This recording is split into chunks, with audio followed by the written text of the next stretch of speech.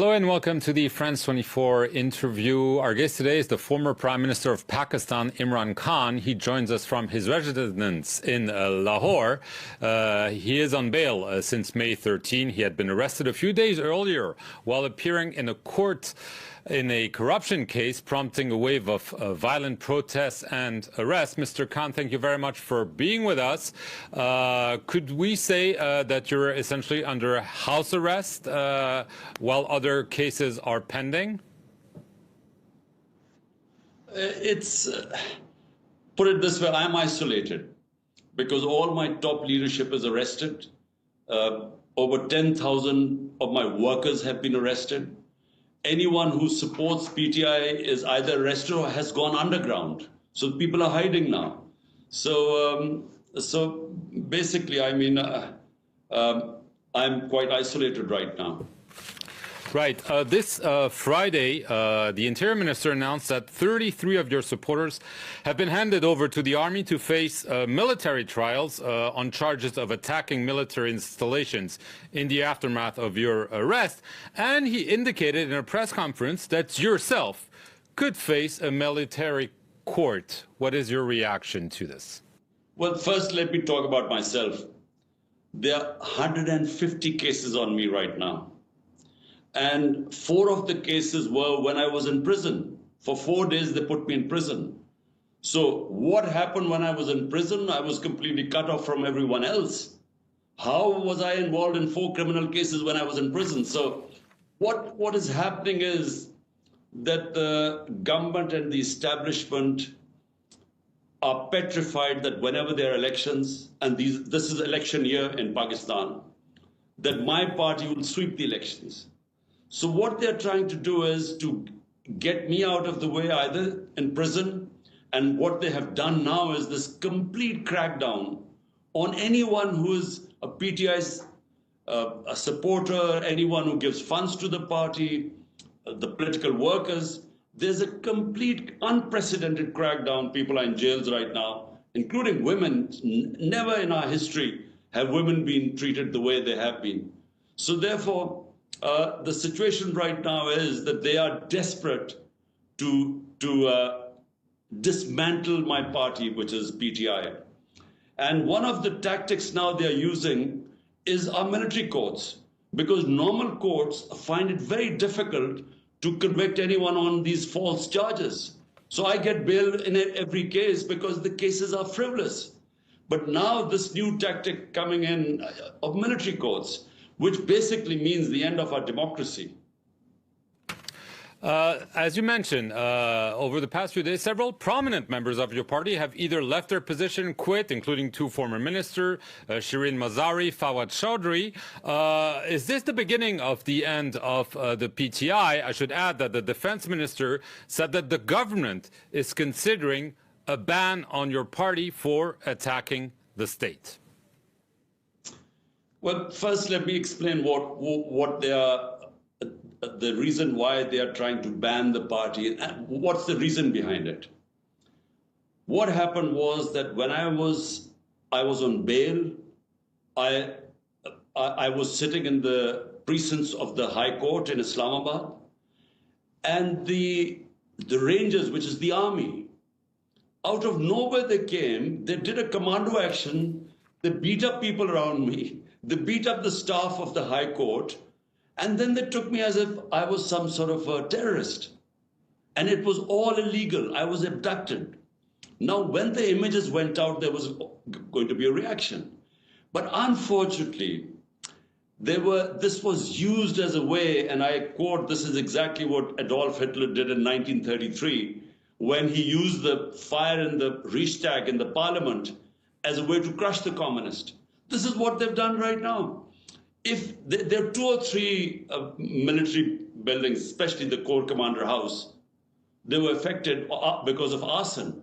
Well, take action against those people who were involved. How come all over Pakistan, anyone who's a PTI has been arrested? Over 10,000 people, how can you arrest 10,000 people? And anyone who had nothing to do with arson. So it was just a pretext to really demolish my party, dismantle my party. And that's what they're doing right now. And these military courts is just, I mean, unheard of in a democracy. It means basically that our normal courts are not functioning. I mean, how can you have military courts in a democracy? Right.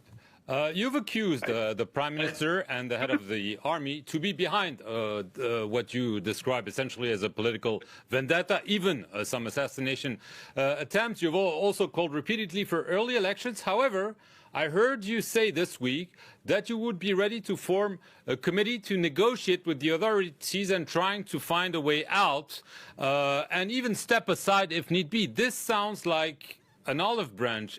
Can you explain exactly what this is about? Look, my government was removed 13 months ago. Consistently, I have said that I'm a politician and we believe in dialogue and we want to talk. Problem is that the ones who removed me got scared that I had so much public support, and the by-elections that took place subsequently, out of 37 by-elections, my party swept 30 of them. So they got scared that the ones who removed me, they thought if there would be elections, I would be back. And therefore, even when the Supreme Court announced, according to the Constitution's elections of the province of Punjab, where I'm sitting right now, which is 60% of Pakistan, the government refused to hold elections. So they're running away from elections. And meanwhile, what they're trying to do is to crush the party through these means, these fascist tactics. I mean, this unparalleled victimization that is going on right now, we've never seen this in our country. And actually, the worst is it's dismantling our democratic system because they're not listening to the courts of Pakistan. The courts give a judge, give someone bail. He's immediately picked up by the police and another case is slapped on him. There's custodial torture my people are facing. They're living in inhuman conditions. It's very hot right now. People are crammed in small cells. And therefore, then the magic word is that, look, we'll release you. All your cases will be finished. All you have to do is say you renounce that you're no longer part of PTI. So that's what's happening. But Mark, you know, political parties only weaken when their vote banks go down. What is happening is that there's more sympathy for my party than ever in our history. So the vote bank is increasing. It doesn't matter if people come and go, because all that matters is that in a parliamentary democracy, people will win on the ticket of PTI. And that's what will happen. Right, but are you forming a committee to try to negotiate with the authorities despite all the accusations, yes or no? Well, yes. I mean, but this is not the first time. There was a committee before too. So again, I'm announcing a committee today. The whole point is that our country is going down. Our economy is in a mess. We have the worst inflation in our history. Our growth rate has gone into minus from 6.1%. So exports, everything is going down. The entire revenue collected by our government goes into servicing our debt. So we running our country on debts, on further loans.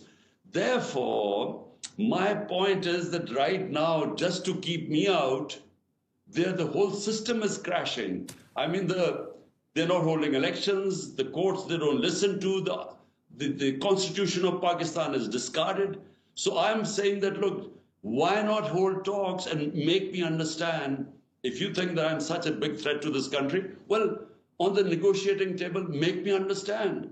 And if you don't want to hold the elections now in October, how does Pakistan benefit from that? Because our economy is sinking. Because there is no political stability, there will not be any economic stability.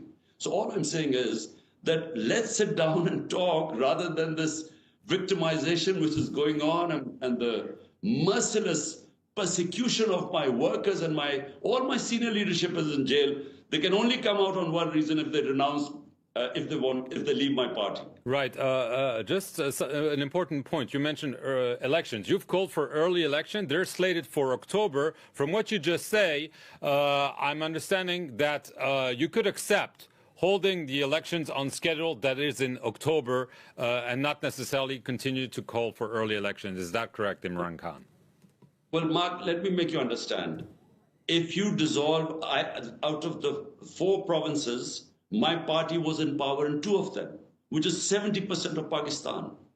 So the constitution says if you dissolve your government, the elections have to be held in 90 days. This is the constitution of Pakistan. So I dissolved my 2 governments. More than 90 days have passed, but there are no elections because the government is refusing to hold elections. So we went to the Supreme Court. The Supreme Court ordered elections in Punjab on the 14th of May. The government refused. So they are so scared of elections and they're scared of my parties sweeping the elections. They're refusing, they're even violating the constitution of the land and the rule of law. So this is what's worrying right now. In the 2 provinces, according to constitution, there should have been elections. There are no elections. The main elections, the federal elections, are supposed to be held in October, which is fine, which is the government's prerogative. But my worry is they're not even going to hold elections in October if they think we are going to win. Right. Last question, Imran Khan. Obviously, you've claimed that there were attempts on your life. Do you feel safe right now at home, or if you have to go to court again? Oh, I'm not at all safe because the people who tried to kill me once when I had bullets in my legs, they tried to kill me again on the 18th of March in the judicial complex when I went in. I was very lucky to survive that because I just got out in nick of time. Otherwise, they would have killed me there.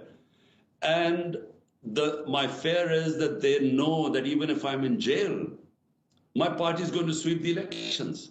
So I think that's why they will, I feel there will be another attempt. In any case, I don't feel safe because the government, which is supposed to protect you, they're trying to kill you. So obviously you don't feel safe.